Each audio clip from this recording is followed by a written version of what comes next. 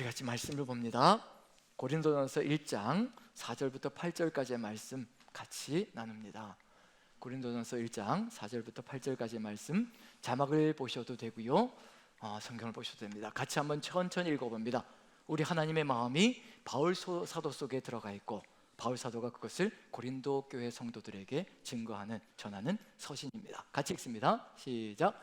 그리스도 예수 안에서 너희에게 주신 하나님의 은혜로 말미암아 내가 너희를 위하여 항상 하나님께 감사하노니, 이는 너희가 그 안에서 모든 일, 곧 모든 언변과 모든 지식에 풍족함으로 그리스도의 증거가 너희 중에 견고하게 되어 너희가 모든 은사에 부족함이 없이 우리 주 예수 그리스도의 나타나심을 기다림이라. 주께서 너희를 우리 주 예수 그리스도의 날에 책망할 것이 없는 자로 끝까지 견고하게 하시리라. 아멘, 아멘, 아멘. 책망할 것이 없는 자로 라는 제목으로 같이 말씀을 나누려 합니다. 맨 마지막 절에 8절에 책망할 것이 없는 자로 끝까지 견고하게 하시리라 라는 소망이 가득 들어져 있습니다. 고린도 전서로 우리가 들어왔습니다. 로마서를 마감하고 고린도 전서로 들어왔는데, 고린도 교회 정말 말 그대로요, 칭찬할 것이라고는 전혀 없어 보이는 교회입니다. 그냥 그 안에 문제투성이로 문제를 패키지로 안고 있는 종합 선물 세트처럼 문제로 가득 들어차 있는 교회가 바로 고린도 교회라는 곳입니다. 그런데 그렇게 문제로 가득 들어차 있다는 것을 바울이 알면서도 무엇이라고 지금 시작하고 있는 중이냐면, 책망할 것이 없는 자로 하나님께서 끝까지 견고하게 지키실 것이라, 견고하게 하나님께서 이루어 가실 것이라, 그 소망을 가득히 담고 있거든요. 어찌 이게 가능할 수 있을 것인가? 어떻게 이게 이렇게 얘기가 나올 수가 있을 것인가? 바울의 마음속엔 도대체 뭐가 들어가 있길래, 무엇이 있길래 그렇게 문제투성이로 교회가 곧 쓰러지게 생겼는데, 교회가 해체되게 생겼는데, 그런데도 불구하고 이와 같은 소망을 가지고 편지를 써서 보낼 수 있을까? 책망할 것이 없는 자로 끝까지 견고하게 하나님께서 지키실 것이라, 이루어 가실 것이라. 그럼 바울 사도 속에 분명히 뭔가가 있을 겁니다. 우리 안에도, 바울 사도 속에 있는 그것이 우리 안에도 있다면요, 우리도 수많은 문제투성일지라도 질병 가운데, 어려움 가운데, 물질적인 것, 그리고 관계 어려움, 이 수많은 어려움들이 우리 안에 산적해 있을지라도 우리도 동일하게 고백할 수 있을 겁니다. 마침내 우리 하나님께서 책망할 것이 없는 자로 끝까지 우리를 견고하게 지키실 것이라, 이 확신을 가지고 서 있거든요. 이 세상에 문제없는 교회가 어디 있겠습니까? 겉으로 보기엔 좋아 보이고 아무 문제 없이 돌아가는 것처럼 보이지만, 세세하게 파고 들어가면요, 그 관계 속의 어려움들, 누가 누구를 미워하고 시기하고 질투하고 또 다투어서 분열되어지고, 또 내 주장과 내 고집, 내 아집들이 가득히 들어차서 서로가 서로 간에 서로 섞이지 못하는 수많은 일들이 우리 안에도 가득히 존재할 수가 있거든요. 그런 교회가 바로 고린도 교회입니다. 그런데 그 고린도 교회를 향해서 이와 같이 얘기할 수 있다는 얘기는 우리에게는 희망이 있다는 겁니다. 우리는 최소한 고린도 교회 같지는 않거든요. 그 정도는 아니란 얘기거든요. 그렇다면은 우리 남산교회는 엄청난 희망을 가지고 있는 교회라는 것을 분명히 바울 서신을 통해서, 고린도 전서 후서를 통해서 분명히 알 수가 있거든요. 고린도 전서와 후서의 목적은 다른 것이 아닙니다. 바로 이겁니다. 책망할 것이 없는 자로 끝까지 견고하게 세워가실 것이라. 그래서 서신을 보내는 겁니다. 목적은 그겁니다. 전서 후서 계속해서 보내는 이유는 그전에도 보낸 서신이 있거든요. 그리고 직접 방문하기도 합니다. 고린도 교회를요, 어려움 처해 있는 그 교회를 방문하기도 하고요, 극심한 수모를 당하고 돌아오기도 합니다. 그런데도 불구하고 바울은 멈추지 않습니다. 그 속에, 바울 속에서 움직이고 있는 그 무엇인가가 우리 안에도 움직이고 있다면, 우리도 희망을 가지고 끝까지 견고하게, 그리고 책망할 것이 없는 자로 그리스도 예수의 날까지 살아갈 수 있는 남산교회가 될 줄로 믿습니다. 고린도 지역에 대해서 먼저 한번 살펴보면 좋겠습니다. 고린도 지역은 타락이 이루다 말할 수 없을 정도로 양쪽에 항구가 있는 도시는 상당히 드문 케이스거든요. 고린도 지역은 양쪽에 항구가 있어요. 그러니까 동과 서가 만나는 겁니다. 화려한 문물들이 동쪽에서 오고 서쪽에서 오고 다 만나서 그곳에서 하나님의 뜻이 아닌 인간의 뜻들이 가득히 들어차 있는 곳이 바로 고린도 지역이라고 볼 수가 있거든요. 화려하고 문화와 문물이 번성하고, 그리고 일확천금을 꿈꿀 수가 있고, 성공주의 그리고 물질주의가 만연해 있는 장소가 바로 고린도 지역이라고 볼 수가 있습니다.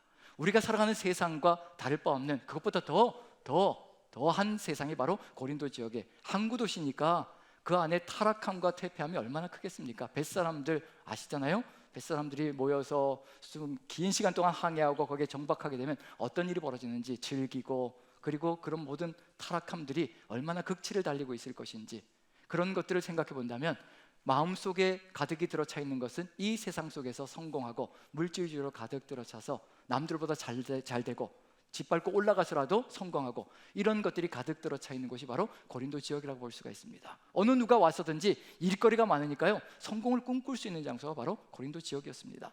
그리고 거기에 덧붙여서 또 우상 숭배가 만연해 있는 장소, 이게 항구가 많고 이게 그런 지역들이 많다는 얘기는 그 정도로 우상 숭배가 많다는 얘기거든요. 또 고린도 지역에서 가장 높은 곳에 위치하고 있는 것이 아프로디테 신전입니다. 신전이었는데 거기에는 여사제들이 한 1000여 명이 대기하고 있었다고 얘기합니다. 여사제가 1000여 명이다. 그럼 사제들이, 여자 사제들이 1000여 명이면 그럼 그렇게 굉장히 신앙적이고 좋은 것이 아니라고 생각할지 모르겠지만, 거기에 예배하러 온 사람들과 더불어서, 남자들과 더불어서 성적인 음행을 벌이는 거거든요. 그게 바로 사랑과 미의 여신 아프로디테를 숭배하면서 그렇게 성적인 접촉을 가질 때 신과 같이 연합되어져서 삶을 안락하게 평안하게 축복 가운데 살아갈 수 있다고 생각했던 것, 성적인 접촉, 불륜, 이런 것들이 다 뭐가 되냐면 신앙적인 모습이 된다고 하는 것이 바로 고린도 지역의 모습이거든요. 그런 것으로 가득 들어차 있는, 타락이 가득 들어차 있는 곳에 고린도 교회가 세워졌습니다. 바울 사도가 1년 6개월 동안 2차 전도 여정을 통해서요, 1년 6개월 동안 심혈을 기울여서 고린도 지역에 고린도 교회를 세운 겁니다. 그런데 바울이 1년 6개월을 그렇게 애를 써서 교회를 세워놓고 또 다른 곳으로 이제 선교 여정을 떠나야 되니까 떠난 거지요. 떠나고 난 다음부터 이제 문제가 발생하기 시작합니다. 세상의 물결이 교회 속으로 밀려 들어오기 시작하는 거죠. 그걸 견뎌내지 못하고, 그러다 보니까 고린도 교회, 고린도 전서에 들어가 있는 내용을 쭉 읽어보면 이렇게도 문제들이 많은가 싶을 정도로 다양한 문제들이 다 돌출되어져 나오는 것이 바로 고린도 교회의 모습입니다.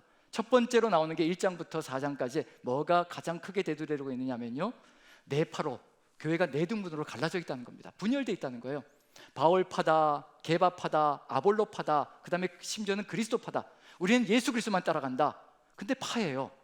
예수 그리스도만 따라간다는 얘기는 무슨 얘기일까요? 십자가를 짊어지고 주님의 뒤를 따라가는 거거든요. 한 부류의 파가 되는 것이 아니라 희생과 헌신과 섬김을 통하여서 다른 사람들을 어떤 문제가 있든지 간에 품고 포용하며 나가는 사람들이 그리스도를 따라가는 사람들이거든요.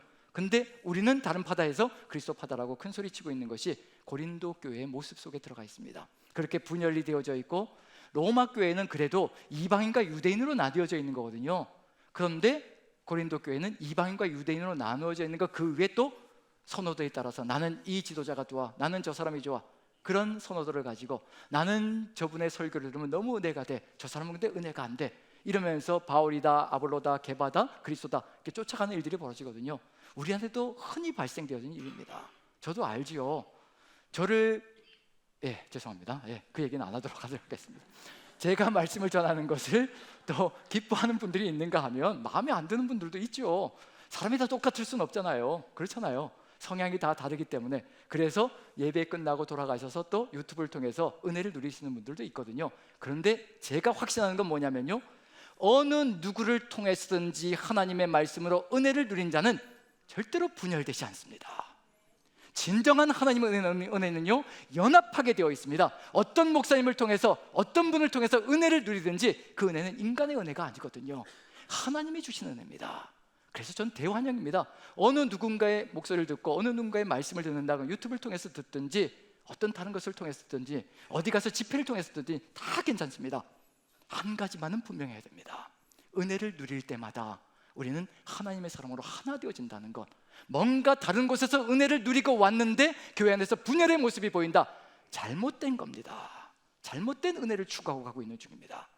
하나님의 은혜는 동일하시거든요. 그래서 연합이 일어날 수밖에 없습니다. 바울이 그래서 이 모든 상황들 속에서도 고린도 교회를 책망하지 않는 이유, 책망할 것이 없는 자로 세울 것이라고 기대하는 이유, 바울의 속에 있는 것이 있거든요. 하나님의 은혜가 넘치면 절대로 그 길로 가지 않는다는 겁니다. 지금 잘못된 은혜 때문에 이렇게 된다는 것을 알고 있는 중이거든요. 그런 문제, 그런 분열의 문제와 더불어서 또 뭐가 들어가 있을까요? 성적인 문제가 있습니다. 아버지의 아내를 자기의 아내로 삼아서 살아가고 있는 사람이 교회 안에 있다는 겁니다. 이방인들도 하지 않는 짓을 하고 있다는 얘기거든요. 세상 사람도 하지 않는 일이라는 겁니다. 그런데 그걸 교회 안에서 버젓이 하고 있는데, 그런데 교회 성도들이 아무도 거기에 대해서 이런 방구 얘기를 하지 않는다는 겁니다. 아마 그 사람이 대단한 영향력이 있는 사람이었을 것이라고 생각되어집니다. 보통 영향력이 없는 사람이면 다 같이 질책하면서 나갈 터인데 교회에서 대단한 힘을 과시하고 있는 사람이 아닐까라고 추정해 봅니다. 아무도 얘기를 하지 않는 거예요. 바울이 거기에 대해서 이제 직접 거론하는 겁니다. 어떻게 그따위 일을 행동하는 사람에게 그대로 놔둘 수가 있느냐? 그건 세상 사람도 하지 않는 짓인데 그 이야기를 하고 있고요. 그리고 부부 관계 속에서 오는 여러 가지 갈등들에 대한 것, 다툼에 대한 것, 거기에 덧붙여서 또 우상의 제물을 먹어도 되느냐 먹지 않아도 되느냐, 어떤 사람은 또 나는 지식이 출중하니 먹지 않는 것이 확실하게 바르다라고 고백하며 그렇게 강조하는 사람이 있는가 하면요, 그건 무슨 상관이냐, 우상이 있는 것도 아닌데 뭐 그거 우상에게 바쳤던 제물을 먹는다고 해서 나쁠 것이 뭐 있냐, 값싸고 좋은 고기를 먹을 수 있는데 뭐가 나쁜 거냐, 이걸 서로 다투거든요. 싸움박질이 벌어지고 있는 중입니다. 이런 내용들, 거기에 덧붙여서 또 소송 사건이 벌어지고 있는 중입니다. 교회 안에서 서로 간에 다툼이 생겨서 소송전이 벌어졌는데 교회 안에서 해결하지 못하고 세상 법정으로 끌고 가는 일들이 벌어지거든요. 한번 생각해 보십시오. 하나님의 말씀과 하나님의 뜻으로 해결되지 않는다면 세상 법정에서 해결될 수 있을 것인가 한번 생각해 보십시오. 절대 안 됩니다. 하나님의 말씀보다 더 높은 것은 이 세상에 없거든요. 세상 법정도 어디에 들어올 때 제대로 된 역사가 펼쳐지는가, 하나님의 말씀으로 이루어갈 때 세상도 바르게 역사한다는 것을 우리가 믿고 확신하거든요. 지금 그런 일들이 고린도 교회 안에서 심지어는 부활을 부인하는 사람까지 있습니다. 부활은 없다는 겁니다. 그러니 삶이 어떻게 되겠습니까? 먹고 마시고 놀자라는 얘기거든요. 부활이 없으니 새로운 생명, 죽음 이후는 끝나는 거니까 우리가 이 땅의 이 삶이 끝이 아니냐, 먹고 마시고 놀자, 이런 것으로 가득 들어차 있는 것이 지금 고린도 교회 상황입니다. 사랑받을 만한, 그리고 하나님 보시기에 흠이 없을 만한 내용이 전혀 없이요, 정말 말 그대로 부정한 것으로 가득 들어차 있는 것이 고린도 교회의 모습입니다. 우리 같으면 어떨까요? 1년 6개월 동안 심혈을 기울여서 다른 지역보다도 더 긴 시간을 최선을 다해서 그렇게 선교를 하며 그렇게 세워놓은 교회인데 그와 같은 상황이 벌어진 겁니다. 우리 같으면, 저 같으면 어떤 마음이 들 것이냐면요, 바울이 세운 교회가 얼마나 많습니까? 전국 각지를 돌면서, 세계를 돌면서 교회를 세웠잖아요. 고린도 교회 하나 포기하는 거 일도 아닐 것 같습니다. 나에게는 아직도 수백 개의 교회가 남아있으니 고린도 교회가 이정이 된다 한들 무슨 상관이랴 하고 뒤로 빼버릴 수도 있거든요. 그런데 바울의 간절하고 애절한 마음이 가득히 들어찹니다. 그리고 거기에 덧붙여서 어떤 일이 벌어질까요? 바울을 또 무시합니다. 설립자임에도 불구하고 무시하는 거예요. 그 무시하는 내용이 어떤 건지, 이 정도 조롱을 받으며 이 정도 비방을 받으면 우리는 어떻게 할까? 바울의 마음속에 뭐가 있길래 이런 것까지도 감수할까? 한번 읽어보죠. 고린도전서 4장입니다 8절 같이 한번 읽어보죠. 이 정도로 교만하고 오만하게 변했습니다. 8절 같이 읽습니다. 시작. 너희가 이미 배부르며 이미 풍성하며 우리 없이도 왕이 되었도다. 우리가 너희와 함께 왕노릇하기 위하여 참으로 너희가 왕이 되기를 원하노라. 왕노릇한다는 거예요. 큰 소리치고 교만과 오만이 가득 들어차 있는 교회가 되었다는 것을 얘기하고 있는 중입니다.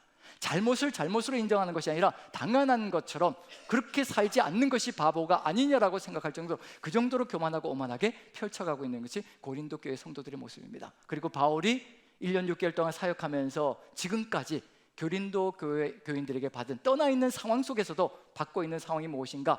11절부터 13절까지 보시면요, 바울은 이런 대우를 받고 있는 중입니다. 같이 한번 읽어보죠. 시작.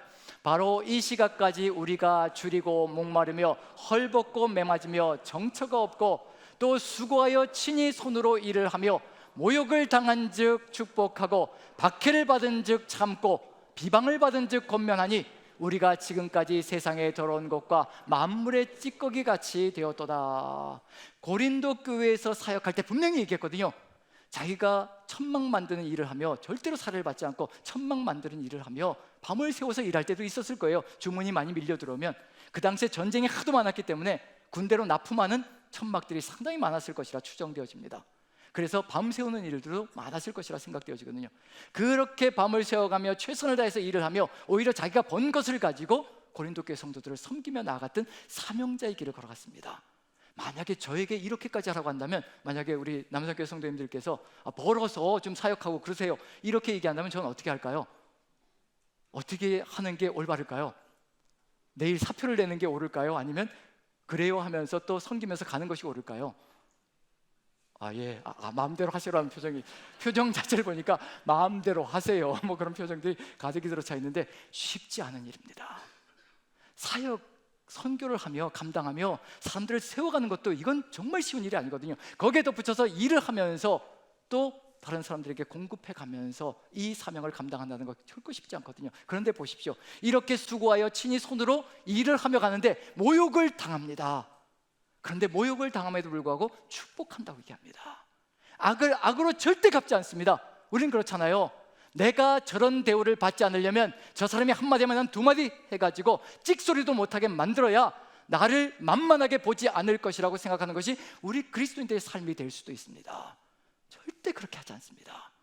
모욕을 당한 즉 축복의 말로 악을 선으로 갚아가는 삶을 살아갑니다. 자신이 서신을 쓰면서요, 악을 악으로 갚지 말라, 악을 선으로 갚으라. 그것이 그리스도인의 삶이거든요. 주님의 마음을 그대로 살아가고 있는 중입니다. 모욕을 당한 즉 축복하고, 박해를 받은 즉 참고, 비방을 받은 즉 오히려 권면하는 말로, 사랑의 말로 권면하는 길을 열어갑니다. 그리고 이러한 삶을 살아가며 자신이 어떤 처지에 있는 사람처럼 느껴지는지, 우리가 지금까지 세상에 더러운 것과 만물의 찌꺼기 같이 되었도다. 우리가 집안에서 나오는 찌꺼기를 버릴 때 그걸 뭐라고 얘기하나요? 어디에다 갖다 버린다고 얘기하나요? 쓰레기통에 갖다 버린다고 하죠. 내가 쓰레기 같은 취급을 받으며 선교의 사명을 감당했다라고 고백하고 있는 중입니다. 만약에 제가 쓰레기 같은 취급을 받는다면 어떤 일이 벌어질까? 저도 이걸 보면서 그런 마음이 들기 시작합니다. 문제투성이인 교회가 큰 소리 치면서 오만하게 오히려 바울을 향해서 조롱하고 비방하고 모욕을 주고 그런 일들이 벌어지고 있는, 어찌하든지 세워가려고 애를 쓰고 있는 중인데도 불구하고 그것을 다 무시해버리고 이와 같은 길로 걸어가고 있는 중입니다. 심지어는 이제 그 조롱의 도가 지나쳐서 뭐라고 얘기할까요? 편지를 써서라도 어떻게 세워가려고 하는데, 고린도 성도들 고린도서 10장 10절에 뭐라고 되어 있냐면요, 그의 편지는 무게가 있고 힘이 있으나 직접 만나보면 몸은 약해 빠졌고 말은 그저 아무것도 이해하지 않는, 그저 얼버무리는, 어눌하게 얘기하는 힘이 없다라고 이야기하는 것이 그 사람들의 표현 속에 들어가 있거든요. 말은 도대체 알아먹지도 못하겠다라고 그렇게 비방하는 것이 바로 이 고린도 교회 성도들의 모습입니다. 어떨까요? 이런 교회라고 한다면 어떤 마음을 가질 수 있을 것인가? 그런데 바울 사도가 다른 마음을 가지고 있습니다. 책망할 것이 없는 자로 끝까지 견고하게 하실 것이다 라는 그 마음을 가지고 고린도 교회 성도들을 바라보고 있는 중이거든요. 어떻게 이런 일이 가능할 수 있을 것인가? 어떻게 이 마음을 가질 수 있을 것인가? 현재 그 모습을 보는 것이 아니라요, 뭔가 다른 걸 보고 있는 중이거든요. 우리가 실족하고 무너지는 이유가 무엇이냐면 현재 우리 앞에서 벌어지는 그것이 다인 줄 알고 그것을 바라보며 있기 때문에 실망하고 실족하고 무너질 때가 참 많습니다. 근데 바울은 다른 것을 바라보고 있습니다. 어떻게 그게 가능할 수 있을 것인가? 한번 말씀을 통해서 바울 속에 들어가 있는 것이 무엇인지 한번 같이 나눠보죠. 같이 한번 읽어봅니다. 14절, 15절 그 밑절이거든요. 14절 같이 한번 읽어보죠. 이렇게 조롱당하며 비방당하며 쓰레기 같은 취급을 받을지라도, 14절 같이 한번 읽어봅니다. 시작. 내가 너희를 부끄럽게 하려고 이것을 쓰는 것이 아니라 오직 너희를 내 사랑하는 자녀같이 권하려 하는 것이라. 너희를 부끄럽게 하려고 내가 당한 것들을 너희에게 얘기하는 것이 절대 아니라는 겁니다. 너희들을 핀잔하고 질책하려고 하는 것이 절대 아니라는 겁니다. 사랑하는 자녀같이 품고 녹이려고 한다라고 얘기합니다. 부모는 다릅니다. 부모는 절대 다릅니다. 다른 사람들은 자식을 이해하지 못해도요, 부모는 다른 눈으로 바라봅니다. 엇나가고 부모에게 욕을 할지라도, 그리고 심지어는 폭력을 저지를지라도 부모는 다릅니다. 보호해 주려고 애를 쓰거든요. 경찰이 왔을 때에도 우리 아들이 한 거 아니라고, 우리 딸이 한 것 아니라고 그렇게 변호하고 비호하는 것이 바로 부모의 마음이거든요. 부모의 마음이 되면 다른 길을 열어간다는 것을 우리에게 알려주고 있는 중입니다. 지금 15절 같이 한번 읽어보죠. 15절 같이 시작. 그리스도 안에서 1만 스승이 있으되 아버지는 많지 아니하니 그리스도 예수 안에서 내가 복음으로써 너희를 낳았습니다. 내가 아버지가 되어서 복음으로 너희를 낳았다는 겁니다. 자녀를 바라보는 그 심정으로 성도들을 바라보고 있는 중입니다. 우리가 자녀를 키울 때 어떤가요? 자녀들이 엇나가면 어떻게 되나요? 반항하고 저항하면서 엇나가면 집을 나가버리면 어떻게 되나요? 그냥 잊어버리나요? 너는 너대로 나는 나대로 살자 이렇게 얘기하나요? 부모는 절대 그렇지 않습니다. 만약에 그렇게 하는 부모가 있다면 부모가 아닌 겁니다. 하나님께서 맺어주신 천륜이 아니란 얘기입니다. 부모의 역할은 뭐냐면 그렇게 엇나갈지라도 밤을 새워서 통곡하며 눈물을 흘리며 자식이 돌아올 때까지 무릎 꿇고 기도하는 것이, 그 자식을 위해서 통곡하는 것이 부모의 심령이거든요. 바울이 지금 그 심령을 가지고 가고 있다는 얘기거든요. 자신의 마음으로 바라보는 것이 아니라 바로 아버지의 심령, 부모가 된 심령을 가지고 성도들을 바라보고 있습니다. 우리가 자녀들을 바라볼 때 그런 눈이 되잖아요. 지금 현재 그 모습을 바라보면 실망하고, 그리고 야단을 치고 질책을 하면서 자꾸 윽박지르게 됩니다. 그런데 하나님께서 바라보시는 눈, 바로 바울 사도가 가지고 있는 그 눈을 가지고 바라보면요, 지금 그 모습이 다가 아니라는 겁니다. 무엇을 볼 수 있어야 될까요? 하나님께서 창세전부터 계획하셔서 놀라운 계획을 가지고 우리의 자녀들을, 우리의 성도들을 이 땅에 보내셨다는 겁니다. 우리의 자녀들뿐만 아니라요, 여기 계신 여러분들 한 분 한 분이 하나님의 놀라운 계획이 없는 분이 없습니다. 창세전부터 세우셔서 바로 이곳에 보내신 존귀한 존재라는 겁니다. 그것이 지금 이 순간에 보이면요, 지금 이 순간에 잘못하고 있는 것들이 그것이 끝이 아니라는 것을 압니다. 본래 모습이 무엇인지 알고 있거든요. 본래는 바로 이와 같은 모습이라는 것을 알고 있거든요. 그 모습으로 이끌고 가기 위해서 자기 모든 것을 내놓는 겁니다. 부모의 심령이 되어서 바울 사도 안에 무엇이 가득 들어차 있을까요? 아버지의 마음이 가득 들어차 있습니다. 바로 우리를 창조하신 하나님 아버지의 마음이, 주 예수 그리스도 십자가 지신 그 주님의 마음이 우리 위해서 모든 생명을, 영원하신 생명을 그 내어주신, 기꺼이 내어주신, 그리고 더 이상 아낄 것을 아끼지 않으시는 그 주님의 마음이 바울 사도 안에 그대로 들어가 있습니다. 그 눈으로 성도들을 바라보니 희망이 가득 들어차기 시작합니다. 이게 끝이 아니라는 겁니다. 이게 본래 모습이 아니라는 겁니다. 이게 가야 될 길이 아니라는 얘기가 되는 거죠. 그래서 우리의 눈이 본래 그 모습을 바라볼 수 있는 눈이 열려진다면 우리도 희망을 가질 수가 있습니다. 성도들 안에, 우리 형제 자매들 안에, 지체들 안에 다툼이 있을 수가 있고요, 그리고 또 갈라짐이 있을 수가 있습니다. 때로는 상처를 받을 수가 있습니다. 저 사람이 왜 나한테 이러지? 내가 무엇을 해줬는데 왜 나한테 이렇게 상처 주는 말을 하지? 왜 상처 주는 행동을 하지? 그것을 바라보면 절대로는 용서할 수가 없습니다. 입술에서 좋은 말이 나갈 수가 없다는 겁니다. 그런데 바울 사도의 입에서 이런 축복의 말이 쏟아져 나가는 것, 무엇 때문에 가능할 것일까? 그게 그 사람이 살아가야 될 본래 모습이 아니라 하나님께서 예비하시고 하나님께서 축복하신 그 모습이 아니라는 것을 볼 수 있는 눈이 열릴 때 그곳으로 이끌어가는 마음이 가득히 들어차기 시작합니다. 그게 바울의 심령 속에 들어가 있거든요. 그래서 바울 서친 로마서, 고린도전서에서요 1절부터 10절까지만 보면요, 이게 바로 우리가 품어야 될 마음이라는 것, 이게 바로 우리가 가져야 될 기대라는 것, 성도들을 향하여, 자녀들을 향하여 우리가 이런 기대를 가지고 간다면요, 이런 눈을 가지고 간다면요, 우린 다른 세상을 만들어갈 수 있고 하나 되어진 세상을 만들어갈 수 있습니다. 1절부터 10절까지만 보면 가야 될 길이 훤히 보이고요, 우리가 서 있어야 될 위치가 무엇인지도 정확하게 보이기 시작합니다. 자, 1절부터 한번 보죠. 고린도전서 1장 1절입니다. 같이 한번 읽어보죠. 저는 이게 바울 사도 안에 가득히 들어차 있는 정체성이라고 생각합니다. 항상 서신서마다 1절이 들어가 있거든요. 이 1절이 바로 우리가 마음속에 새겨야 될 우리의 정체성이며 우리가 가야 될 길이라는 것, 바울 사도는 이게 가득히 들어차 있었습니다. 같이 한번 읽어봅니다. 1절 같이 시작. 하나님의 뜻을 따라 그리스도 예수의 사도로 부르심을 받은 바울과 형제 소수되는, 뭐라고 얘기하고 있나요? 하나님의 뜻을 따라 부름을 받았다는 겁니다. 내 뜻을 펼치기 위해서, 내 생각을 펼치기 위해서, 내 주장을 이루기 위해서, 내가 원하는 것을 이루어가기 위해서 내가 이곳에 있는 것이 아니라는 것을 분명하게 알고 있는 중입니다. 하나님의 뜻을 따라서 부름을 받았다는 겁니다. 하나님의 뜻을 따르는데 어떤 뜻인가요? 예수 그리스도, 그리스도 예수의 사도로 부르심을 받았다는 겁니다. 사도가 뭔가요? 대표자를 얘기하는 겁니다. 부르심을 받았다. 그리고 사도는 아포스톨로스, 보내심을 받은 자거든요. 부르심을 받은 자는 보내심을 받은 자입니다.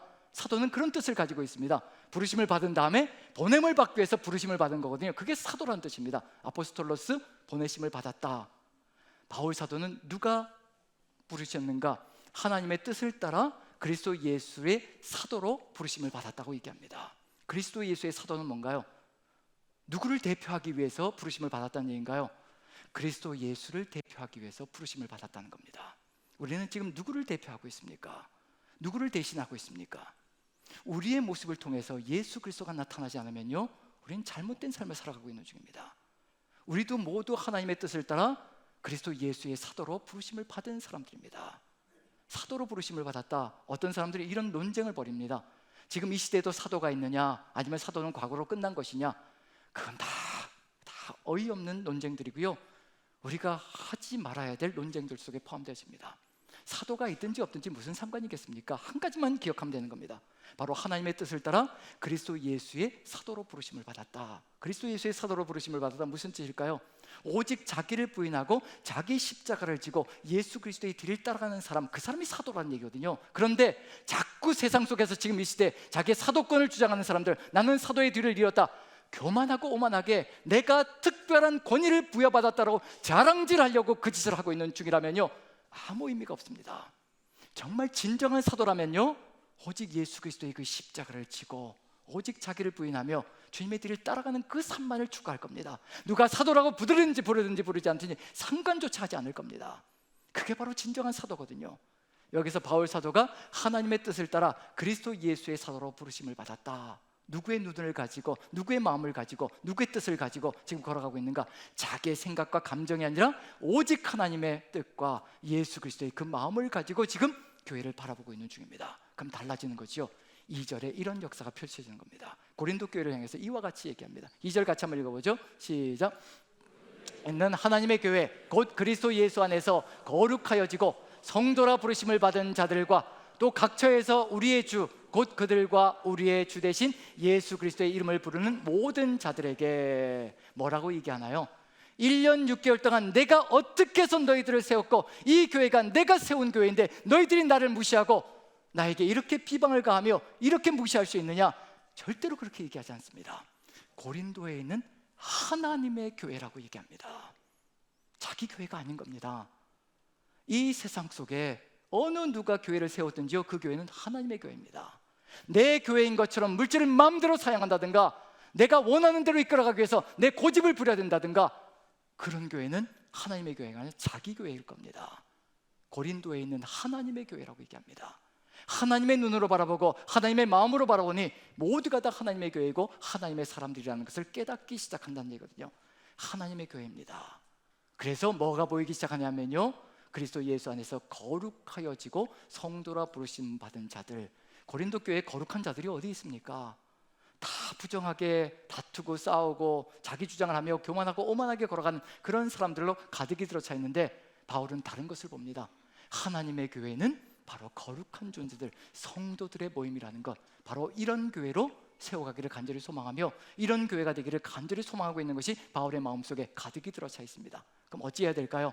4절을 보시면요, 이와 같은 길로 걸어가며 바울이 서 있는다면, 또 우리가 서 있는다면 그와 같은 교회를 세워갈 것이라. 같이 누구 이야기가 가득히 들어차 있는지 봅니다. 4절 같이 한번 읽어보죠. 같이 시작. 그리스도 예수 안에서 너희에게 주신 하나님의 은혜로 말미암아 내가 너희를 위하여 항상 하나님께 감사하노니, 감사할 것이 아무것도 없는 그 상황 속에서도 감사가 어떻게 가능해지는 것인가?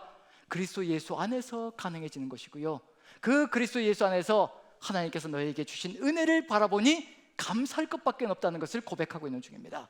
하나님의 은혜가 반드시 책망할 것이 없는 자로 끝까지 견고하게 이루어갈 것을 믿기 때문에 그 감사를 지금 쏟아붓고 있는 중입니다.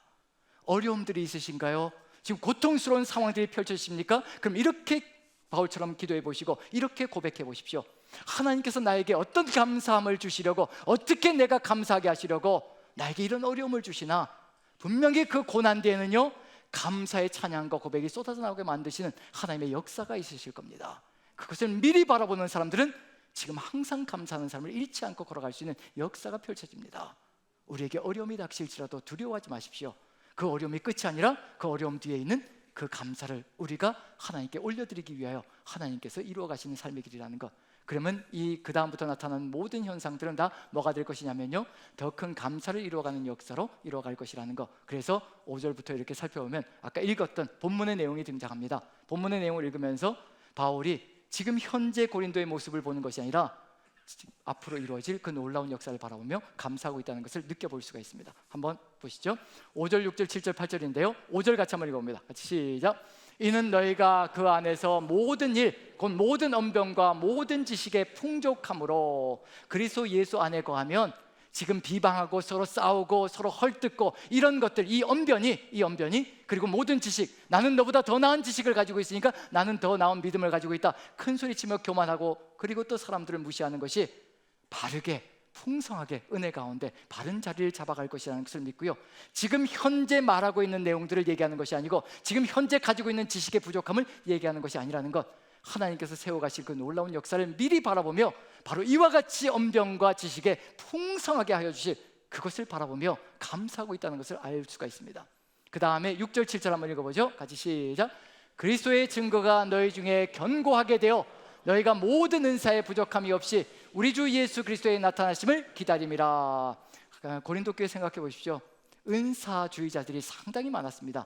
신령하다고 그렇게 얘기하며 은사들, 방언의 은사, 예언의 은사, 통변의 은사, 병 고침의 은사, 그리고 또 가르침의 은사, 수많은 은사들이 많다고 내가 받은 은사가 최고라고 다투고 싸움박질하는 것이 고린도 교회의 모습이거든요. 그런데 바울 사도가 봅니다. 예수 그리스도의 증거가 너희 중에 견고하게 되면, 예수 그리스도를 고백하는 그 삶이, 증언하는 삶이 너희 가슴 속에 가득히 들어차게 되면 너희가 모든 은사에 부족함이 없이 그 은사들을 가지고 서로를 세워가는 역사가 펼쳐질 것이라, 그걸 기대하고 있는 중입니다. 지금 현재 모습을 바라보는 것이 아니라요, 미래에 이루어질 그 모습을 지금 현재 그대로 바라보며 고린도 교회를 향하여 나아가고 있다는 것을 우리가 볼 수 있는 중이거든요. 그럼 8절 한번 보시죠. 이렇게 어떻게 하실 것인가, 누가 하실 것인가, 이렇게 같이 읽습니다. 시작. 주께서 너희를 우리 주 예수 그리스도의 날에 책망할 것이 없는 자로 끝까지 견고하게 하시리라. 자신을 끝까지 붙들고 가시는 주님께서 고린도 교회 성도들을 끝까지 주께서 붙들어 가실 것이라. 자신의 감정으로는 절대 할 수가 없는데, 자신의 생각으로는 절대 이루어갈 수가 없는데, 지금 당장이라도 버리고 싶고 팽개쳐 버리고 싶고 다시는 얼굴을 보고 싶지 않은 마음이 간절할 수 있지만, 주께서 자신을 붙들어 주신 것처럼 주께서 견고하게 너희들을 끝까지 지켜가실 것이라. 누구에게 의지하는 건가요? 하나님이 보이고 하나님의 뜻이 보이고요, 예수 그리스도의 그 마음이 우리 가슴 속에 가득 들어차면요, 우리도 동일한 길을 걸어갈 수가 있습니다. 우리도 같이 바라보며 지체들을 통하여 이런 역사를 이루어갈 수가 있다는 얘기거든요. 자꾸 내 감정으로 바라보고 내 생각으로 바라보게 되니까 저 사람이 미워지고 싫어지고 교회에 나오지 않았으면 좋겠다는 생각을 하게 되고 딴 곳으로 갔으면 좋겠다는 생각하는 일들이 우리 안에서 벌어질 수가 있습니다. 바울 사도가 가졌던 그 마음, 오직 하나님의 뜻을 따라 그리스도 예수 안에서 내가 그리스도 예수의 사도로, 사절로, 대사로 내가 부름을 받은 것이라, 내가 예수 그리스도를 드러내는 존재로 이 땅에 부름 받은 것이라, 그것을 고백하며 나아가는 것이 바로 바울 사도의 삶의 모습입니다. 그것이 감사로 이끌어가며 현재 보여주고 있는 그 모습이 아니라 하나님께서 창조하시고 하나님께서 예비하신 그 모습을 바라보며 지금도 칭찬할 수 있고 격려하는 길로 나아갑니다. 한마디도 질책하지 않습니다. 칭찬과 격려로 가득 들어차 있습니다. 질책은 사람을 주눅들게 만들지만요, 조금 실수하고 잘못했을지라도 격려하고 칭찬하며 잘했던 부분들을 북돋워 준다면요, 더 열심히 더 활기차게 주의 뜻을 받들어 같이 걸어갈 수가 있는 겁니다. 바울이 지금 그 일을 하고 있는 중입니다. 그 고린도 교회를 향해서 격려하며 정말 지지하며 응원하며 같이 가고 있는 중이거든요. 이게 무엇으로 가능해질 수 있을 것인가, 무엇으로 고린도 교회가 이와 같이 변할 수 있을 것인가. 9절 한번 보면요, 이와 같은 일로 가능해진다는 것을 알 수가 있습니다. 9절 같이 한번 읽어보죠. 시작. 너희를 불러 그의 아들 예수 그리스도 우리 주와 더불어 교제하게 하시는 하나님은 미쁘시도다. 누구와 교제하게 하신다고요? 우리 주 예수 그리스도와 끊임없이 교제하게 하시는 하나님은 미쁘시도다. 하나님은 미쁘시다, 믿음직하다, 신뢰할 만하다, 확실하시다. 그것을 고백하고 있는 중입니다. 하나님께서 확실하게 그리고 믿음직하게 신뢰할 만하게 끊임없이 예수 그리스도의 그 마음을 우리 가슴 속에 심어줄 것이라는 것, 고린도 성도들의 가슴 속에 심어줄 것이라는 것, 그것이 희망이 되어서 마침내 고린도 교회 성도들이 책망할 것이 없는 자로 끝까지 견고하게 되어지는 그런 역사가 펼쳐질 것이라는 것을 지금 고백하며 나아가고 있는 중입니다. 이것이 이루어질 때, 이와 같은 상황이 벌어질 때 어떤 일이 벌어질까요? 마침내 고린도 교회는 1장 10절 이런 교회가 될 것입니다. 같이 한번 읽어보죠. 같이 시작. 형제들아, 내가 우리 주 예수 그리스도의 이름으로 너희를 권하노니 모두가 같은 말을 하고 너희 가운데 분쟁 없이 같은 마음과 같은 뜻으로 온전히 합하라. 같은 말, 같은 마음, 같은 뜻, 이것만 이루어지면요, 교회는 하나 될 수밖에 없습니다. 하나 되어지는 겁니다. 그런 교회로 나아가는 것이 바로 고린도 교회가 가야 될 길이라는 것, 그것을 이루어가기 위해서 한 가지씩 한 가지씩 잘못되어진 것들을 또 들춰내며 그것들을 어떻게 바꿔나가야 될 것인가, 오직 예수 그리스도의 그 삶으로 나가는 그 삶이 이루어진다면, 바로 예수 그리스도와 교제하는 삶을 멈추지 않는다면 우리 남산교회도 같은 말, 같은 마음, 같은 뜻을 가지고 하나 되어져서 하나님의 놀라운 역사를 이루어가는 교회가 될 것이라는 것을 우리 고린도 전서를 통해서 바울 사도가 우리에게 전해주고 있는 중입니다. 지금 우리에게 필요한 것은 딱 한 가지입니다. 바울 사도와 같은 존재가 필요하다는 겁니다. 어떤 상황이 우리에게 다가올지라도 우리의 감정과 우리의 생각대로 나가는 것이 아니라 오직 하나님께서 나를 이곳에 세워주신 그 이유가 무엇인가를 가슴에 새기고 그 하나님의 뜻을 받들어서 오직 악을 악으로 갚지 않고 악을 선으로 갚으며 격려하고 지지하며 응원하며 나아갈 때 우리 남산교회도 이와 같이 같은 말을 하고 같은 마음을 품고 같은 뜻을 가진 존재들로 가득히 들어차 하나님의 뜻을 이루어 가실 줄로 믿고요, 우리 모두가 그와 같이 예수 그리스도 안에서 깊이 교제하는 우리 모두가 되시기를 간절히 축원드립니다. 우리 같이 한번 기도했으면 좋겠습니다. 사랑의 하나님께서 우리의 삶을 인도하여 주시고 끝까지 놓지 않으시고 붙들어 주셔서 끝까지 견고하게 우리의 삶을 이끌어 주시사 오직 책망할 것이 없는 자로, 흠이 없는 자로 세워주셔서 아버지의 그 마음을 가지고 우리가 하나로 견고하게 연합되어져 아버지의 뜻을 이루어가는 존재들 되게 도와주옵소서. 우리 남산교회가 이와 같은 소망 가운데 가득 들어차 주의 뜻을 이루어가게 도와주시옵소서. 다 같이 한 목소리로 기도하겠습니다. 사랑의 하나님, 우리 하나님께서 함께하여 주시사 우리가 아버지 이러한 교회로 바울 사도가 고린도 교회를 향하여 이렇게 간절한 소망을 가지고 아버지 서신을 기록하여 보내었던 것처럼 우리 또한 아버지의 마음을 받습니다. 아버지께서 우리에게 주시는 이 마음 우리 가슴 속에 새기고 아버지의 뜻을 이루어가는 그 삶을 살아갈 수 있게 주님 함께 하시고 인도하여 주옵소서. 우리가 부족하고 미력하지만 주의 뜻이 우리 가슴 속에 새겨지고 아버지의 그 깊고도 넓으신 마음이 우리를 이끌어가면 우리가 이 삶을 살아갈 수 있을 줄로 믿습니다. 우리의 삶의 여정 오직 주님 것으로 삼으셔서 주 예수 그리스도를 대언하는 존재로, 주 예수 그리스도를 증거하는 존재로 평생을 살아갈 수 있게 도와주시옵소서. 주께서 성령으로 역사하시고 이끌어 가실 줄로 믿고 우리 구주 예수 그리스도 귀하신 은 받들어 기도합나이다.